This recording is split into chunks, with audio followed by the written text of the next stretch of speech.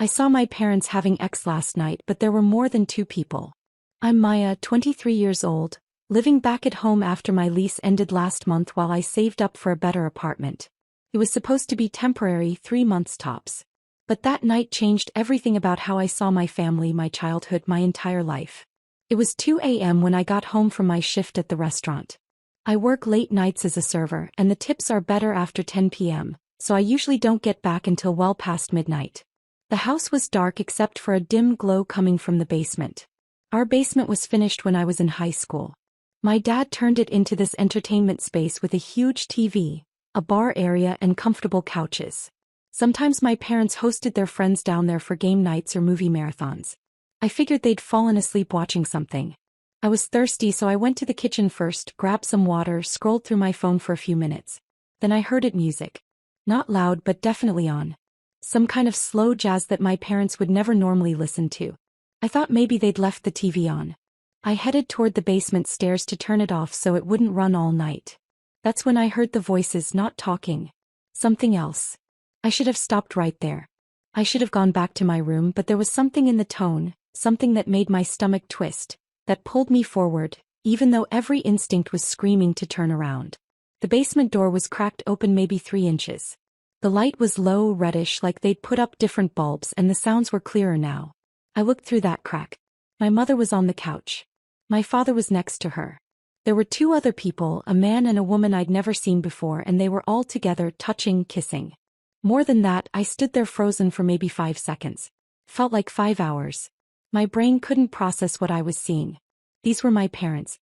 My normal, boring suburban parents who wore khakis and argued about whose turn it was to take out the recycling. I must have made a sound, a gasp or something, because suddenly my mother's eyes opened and she looked directly at the door. Directly at me. I ran. I ran up the stairs, grabbed my keys and got in my car. I didn't even remember the drive.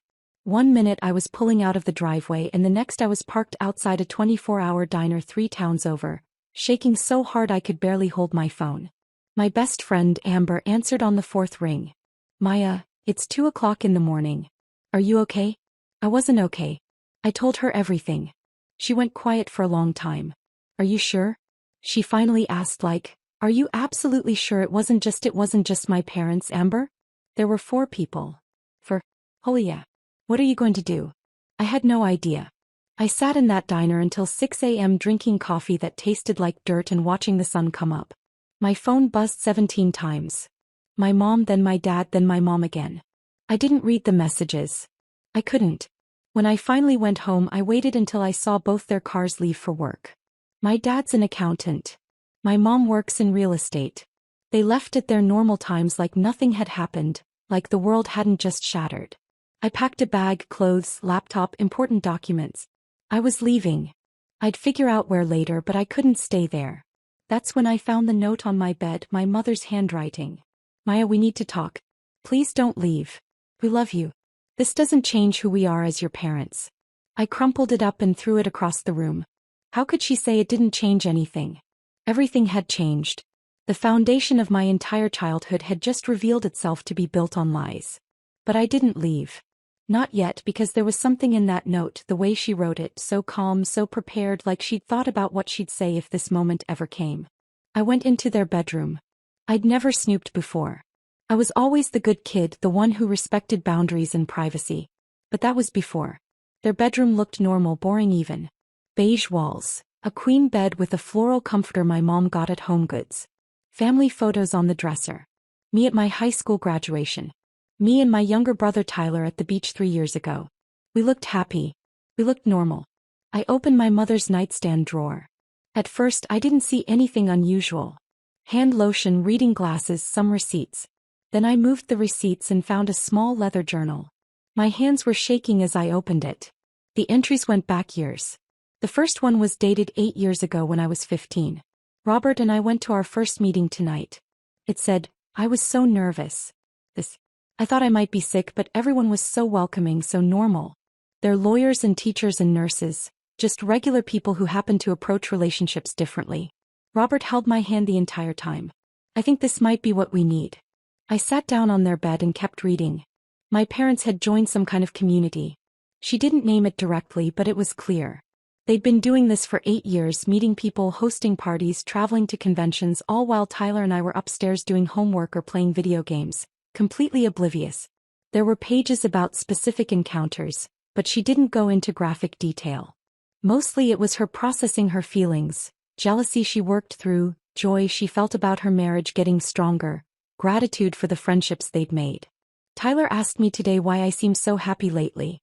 One entry from 6 years ago said, I told him I'd just been getting more sleep. I wish I could tell him the truth someday. That his father and I found a way to keep our marriage alive and exciting after 20 years, that we chose each other every day, even while choosing to share ourselves with others. But he's too young. Maya's too young. Maybe someday. I felt sick. Not because of what they were doing exactly. I'm 23. I understand that adults have sex lives. I understand that marriages can be complicated, but this was my parents and they had been living this double life for nearly a decade, lying to us every single day. I heard the garage door open. Someone was home early. I shoved the journal back and ran to my room, footsteps on the stairs, a soft knock on my door. Maya, my mom's voice. Can we please talk? I opened the door. She looked exhausted. Still in her work clothes, but her makeup was smudged like she'd been crying. I took the afternoon off, she said. Your father will be home soon too. We need to have a conversation.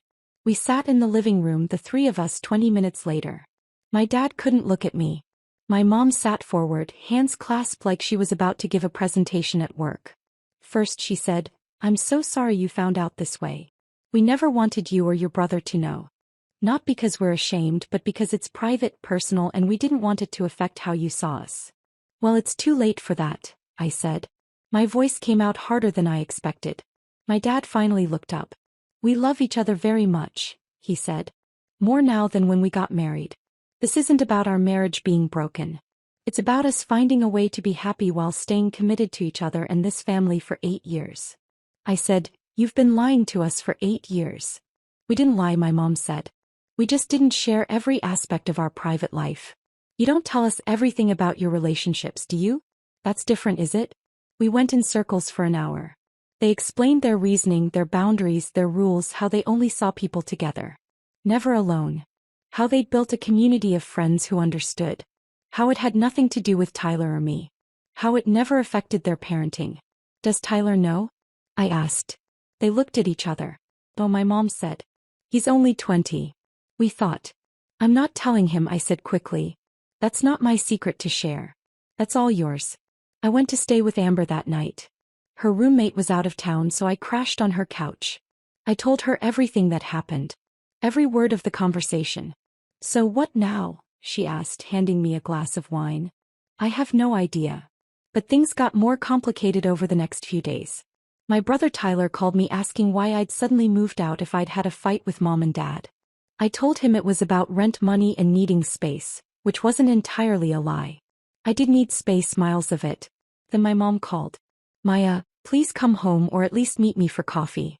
There's more you need to know. We met at a Starbucks halfway between Amber's apartment and my parents' house. My mom looked thinner than I remembered, like she'd lost weight in just a few days. I need to tell you something, she said once we sat down. About why we started all of this. The real reason I waited. Your father had an affair. She said quietly. 14 years ago. You were 9 with his coworker Jennifer. It lasted 6 months before I found out. I felt like the ground dropped out from under me again. What? I almost left him. She continued. I'd packed bags. I talked to a divorce lawyer, but then we went to therapy. We tried to understand why it happened. And we realized that your father wasn't happy with just the traditional way of doing things. The sneaking around was about the thrill, the newness. So our therapist suggested we research ethical non-monogamy. You're telling me a therapist recommended you become swingers? She recommended we explore whether there were relationship structures that might work better for us. My mom corrected. It took 3 years before we were ready to actually try. We read books. We went to workshops. We made sure we were both genuinely comfortable. And it saved our marriage, Maya. It really did. I sat there processing. My dad had cheated. Everything I thought I knew about my parents' relationship was wrong. They weren't these people who'd fallen in love and stayed faithful for 30 years.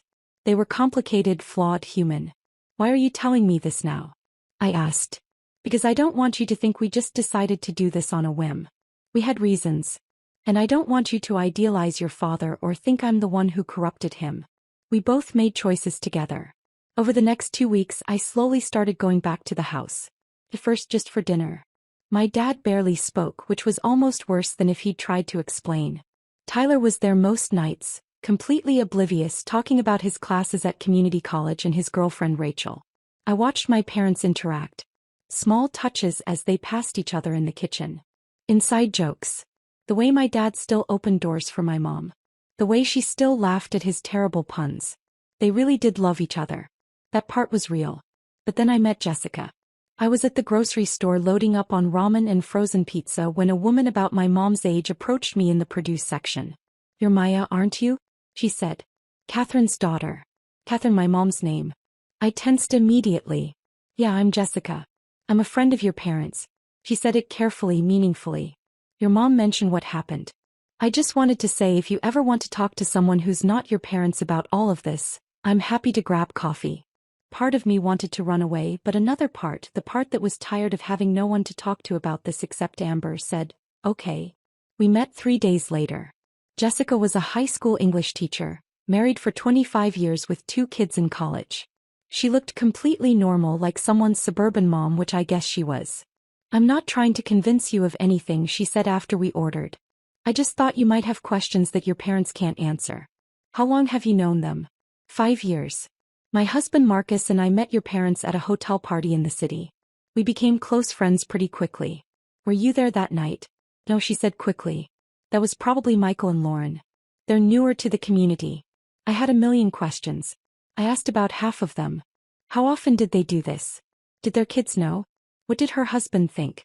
Was she worried about diseases or jealousy or feelings getting too complicated? She answered everything honestly. Too honestly, maybe. By the end, I didn't know if I felt better or worse.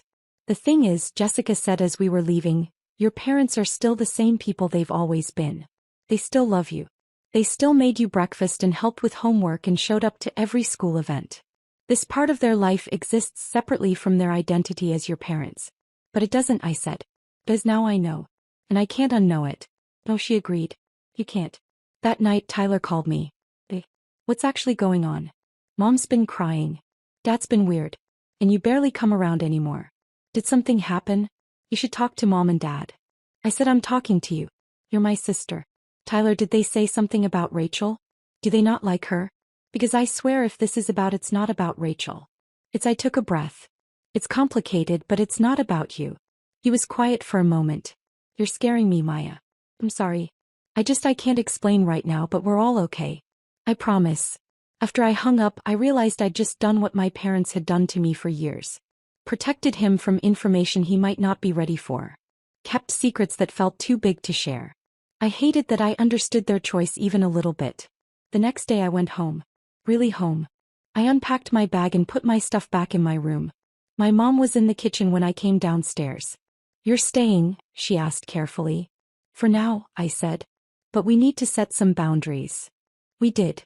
They agreed to only host their friends when I wasn't home. They agreed to be honest if I asked direct questions, but not to volunteer information I didn't want. I agreed to try to see them as three-dimensional people instead of just my parents. It wasn't easy. There were days I couldn't look at them. Days I came home and smelled unfamiliar perfume in the house and had to lock myself in my room.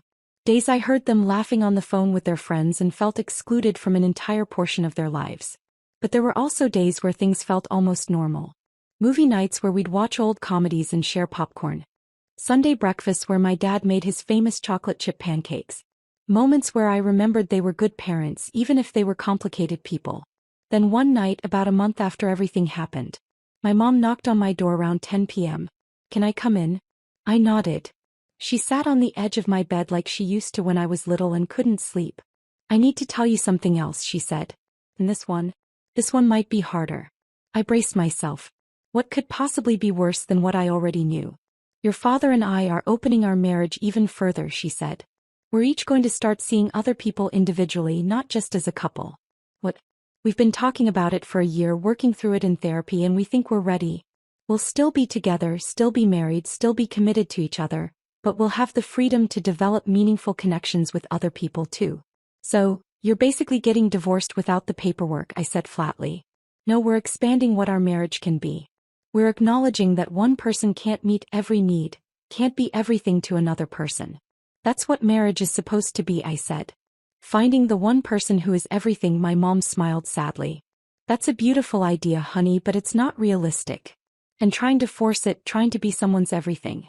That's what leads to affairs and resentment and divorce. Your father and I are choosing honesty instead. I didn't know what to say. This felt like a fundamental betrayal of everything I'd been raised to believe about love and commitment and partnership. Who? Asked finally. What? Who are you going to see? Do you already have someone in mind? She hesitated. His name is David. He's a widower. He lost his wife 3 years ago. He's not looking for marriage or even a traditional relationship. Just connection, companionship. I've met him a few times at community events. We've talked a lot. Your father knows. He approves. And Dad, does he have someone? He's been seeing a woman named Alexis for about 2 months. I've met her.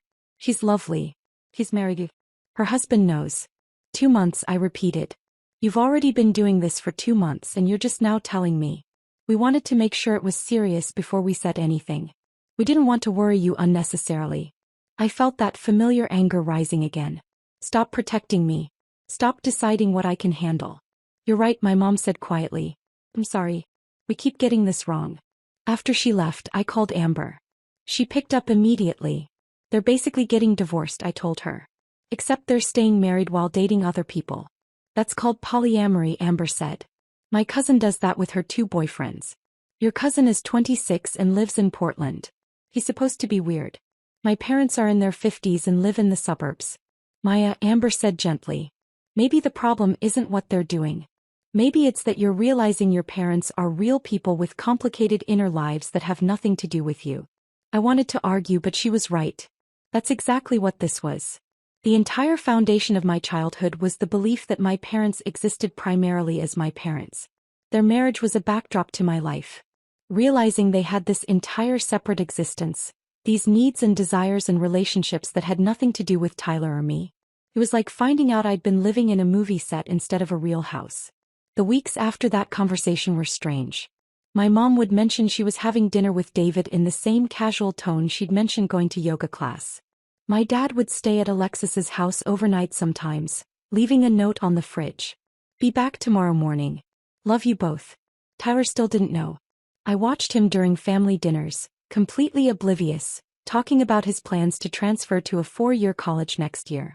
Part of me wanted to tell him. Part of me wanted him to stay innocent forever. Then one Saturday morning I woke up to voices downstairs. Multiple voices. I checked the time. 8:30 a.m. Who was here this early? I went downstairs in my pajamas and found my parents having coffee with 2 other people. A man about my dad's age and a woman maybe a bit younger than my mom. They were all laughing about something. Oh Maya, my mom looked startled. I didn't know you were home. I thought you were staying at Amber's this weekend. I changed my mind, I said, staring at the strangers at our kitchen table. These are our friends, David and Alexis, my dad said carefully. Oh, David stood up and extended his hand. Nice to meet you, Maya. Your mom talks about you all the time. I shook his hand mechanically. He had kind eyes, warm smile. He looked like someone's dad, someone's husband, not like someone's whatever he was to my mother. Alexis gave me a small wave. We were just leaving actually. We just stopped by to return some books. They left quickly, sensing the tension. My parents and I stood in the kitchen in silence. You brought them here? I said finally, to our house where Tyler could have seen them. Tyler's at Rachel's for the weekend, my mom said. We made sure that's not the point. This is our home, our family home. And you're bringing you're our partners, my dad finished. They're our partners, Maya. You have a partner? I shouted. You're married to each other. We're married to each other and we have other partners, my mom said. Both things are true. I grabbed my keys and left again. I was getting really good at leaving. I ended up at the park where I used to play as a kid. The swings were smaller than I remembered. I sat on one and called Amber, but she didn't answer. She was probably still asleep. Then I did something impulsive. I called Jessica. Maya. He sounded surprised. Is everything okay?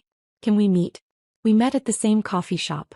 I told her about the morning, about seeing David and Alexis in my kitchen, about how everything just kept getting worse and more complicated. I keep waiting for things to go back to normal, I said. But they're not going to, are they? No, Jessica said. This is the new normal. How do you do it? How do you live this double life and not go crazy? It's not a double life, she said. It's just my life. All of it together. I'm a teacher and a mother and a wife and someone who has other relationships. Those things don't contradict each other. They're all just different parts of who I am. But doesn't it feel like lying when you're at parent-teacher conferences or school events pretending to be this normal suburban mom? I'm not pretending. I am a normal suburban mom. I also happen to be other things too. You're a daughter and a server and a friend and probably lots of other things. Do you feel like you're lying when you're at work because you're not being a daughter in that moment? I thought about that. It's not the same thing, isn't it? We talked for 2 hours. By the end, I still didn't approve of what my parents were doing. I still felt hurt and confused and angry, but I was starting to understand that the world was bigger and more complicated than I'd been taught. That there were ways of living and loving that I'd never considered. When I got home that evening, Tyler's car was in the driveway. He wasn't supposed to be back until tomorrow. I found him in the living room with my parents and all three of them looked at me when I walked in. We told him, my mom said quietly. Tyler's face was pale. Is it true? I sat down. It's true. For how long? I asked my parents. How long have you been lying to us? My dad explained everything again. The affair, the therapy, the decision to try non-monogamy, the years of keeping it private. Tyler's hands were shaking. I need to go, he said, standing up. I need to process this. Tyler, my mom started. No, I need space. He left. The house felt heavy with silence. Why did you tell him? I asked. Because you were right, my dad said. We can't keep protecting him forever. He's an adult. He deserves to know who we really are. Tyler didn't come home that night or the next night. He stayed with Rachel. And when I texted him, his responses were short. Okay. Just need time. Don't worry, but I was worried. We all were. 3 days later, Tyler came home. He walked into the living room where we were all sitting. Me, my parents pretending to watch TV but really just waiting. I talked to Rachel about it, he said, and her mom and my roommate Chris. Tyler. This is private, my mom started. You don't get to decide what's private anymore. Tyler said, you gave up that right when you decided to live this way. But here's the thing, Rachel's mom, she told me something interesting. She said that her marriage ended because her husband cheated and lied about it for years. She said she wished he'd been honest from the start, that they could have figured things out together instead of him sneaking around and destroying their trust. He looked at my dad. You had an affair. You broke mom's trust, but then you fixed it. You found a way to be honest and stay together, and I think that's actually pretty brave. None of us expected that. I'm not saying I understand it, Tyler continued. I'm not saying it's not weird and uncomfortable, but you're still together. You still love each other. You still show up for us, and maybe that's what matters. My mom started crying. Tyler hugged her and then my dad. And then we were all just standing there in a group hug in the middle of the living room, and it was strange and awkward and somehow okay. That night Tyler and I stayed up late talking. Really talking? The way we used to when we were kids and would sneak into each other's rooms after bedtime. Are you really okay with this? I asked him. I don't know, he said honestly. But I think I will be eventually. What about you? Same. We sat in comfortable silence for a while. Then Tyler said, you know what's weird? I always thought our parents were boring, like the most ordinary people in the world. Turns out they're probably the most interesting parents any of us know. I laughed. He was right. Over the next few months, things gradually settled into a new rhythm. My parents stopped hiding their lives from us as much. When David called the house phone, my mom would answer naturally. Hi, David. Give me 1 second. When my dad came home late from Alexis's place, he'd join us for breakfast and tell us about the movie they watched. It was still strange. Probably always would be, but it was becoming our new normal. Then one evening in late fall, my mom sat me down alone. I need to tell you something, she said. And I want you to hear it from me first. My stomach dropped. What now? David proposed to me, she said. What? Not marriage, obviously. But he wants us to have a commitment ceremony, a celebration of our relationship. He wants to acknowledge what we mean to each other publicly. And Dad knows. Dad knows. He's happy for me. Alexis will be there too. Will I have to come? My mom looked sad. I'd love for you to be there, but no, you don't have to do anything you're not comfortable with. The ceremony was 3 weeks away. I told my mom I'd think about it. Tyler immediately said he'd go. Of course he did. Tyler was handling this better than me. You should come, he said when I expressed surprise. Not for them, for you to see that this can actually work, that they're actually happy. I don't want to see mom marry another man while she's still married to dad. It's not a marriage. It's just a celebration. That's what a wedding is, Tyler. But eventually I agreed to go. Mostly because Amber said she'd come with me for moral support. And also because deep down I wanted to see if this was real, if my parents had actually found something that worked for them, or if this was all just going to implode eventually. The ceremony was in a small garden venue. There were maybe 40 people there. Jessica and her husband Marcus. Alexis and her husband Christopher. Other couples I didn't know. Tyler and Rachel, Amber and me. My dad was there too, sitting in the front row smiling. David stood at the front. And when my mom walked down the aisle, his face lit up in a way that was unmistakable. He loved her. Really loved her. And she loved him back. They exchanged vows. They'd written promises to honor and respect each other, to communicate honestly, to support each other's primary relationships while building their own. My dad was crying. So was Alexis. And I realized something. This wasn't about breaking up my parents' marriage. This was about expanding what love could look like. My parents' love for each other wasn't diminished by their love for other people. It was just different, bigger, more complex than I'd ever imagined love could be. After the ceremony, there was a reception. I talked to some of the other people there. A woman named Monica, whose husband had passed away 2 years ago, and who'd found a community of people who understood her grief and her need for connection.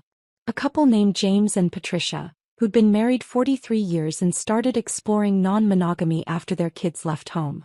My parents still host their friends sometimes. Tyler and I know about it now, and we make ourselves scarce when those nights happen. It's an unspoken agreement.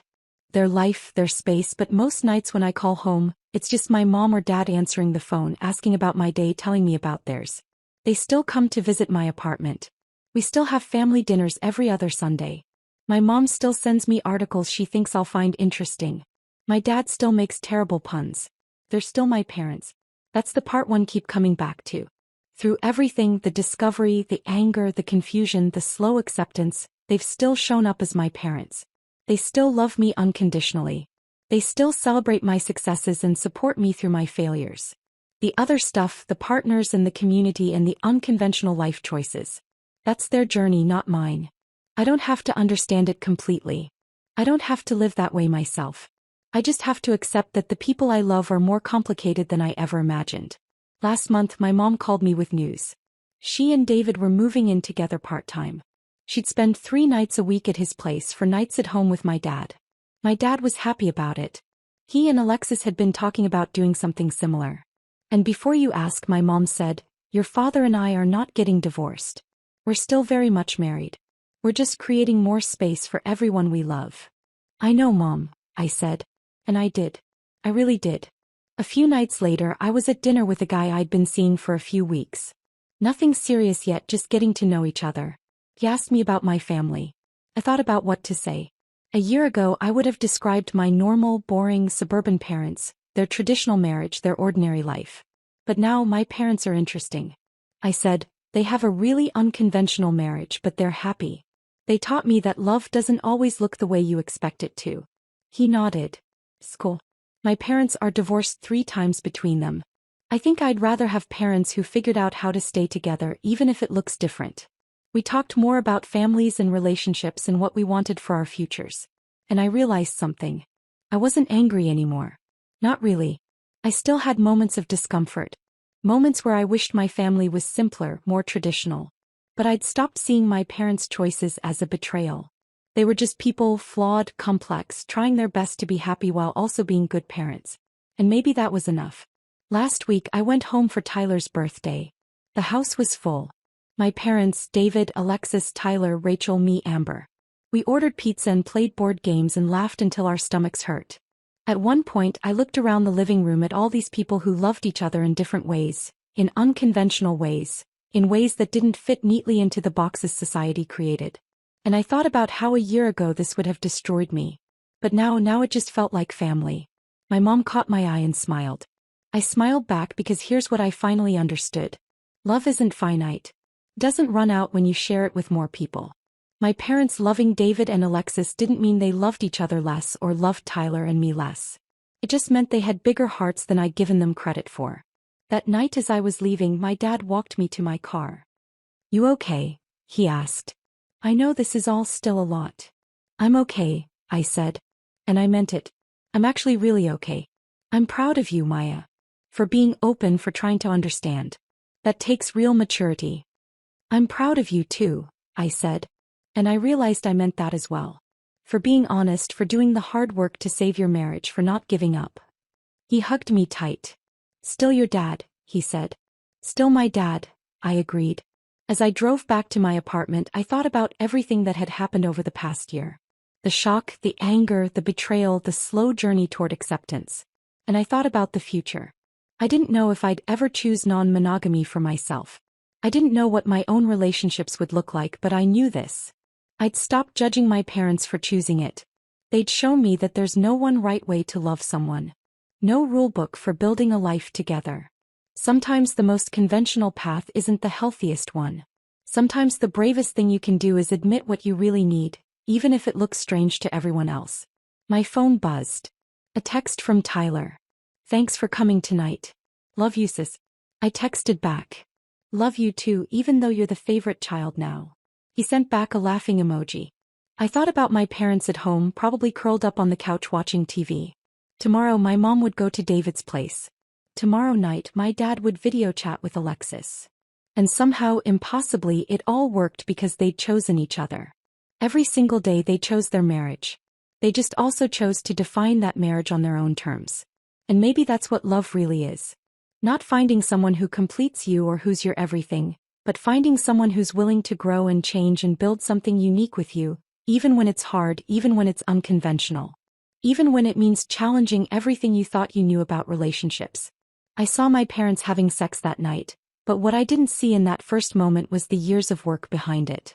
The therapy and communication and boundaries and trust, the choice they made every day to be honest with each other. Even when honesty was terrifying, I saw the act, but I missed the love. Now I see both. And that makes all the difference.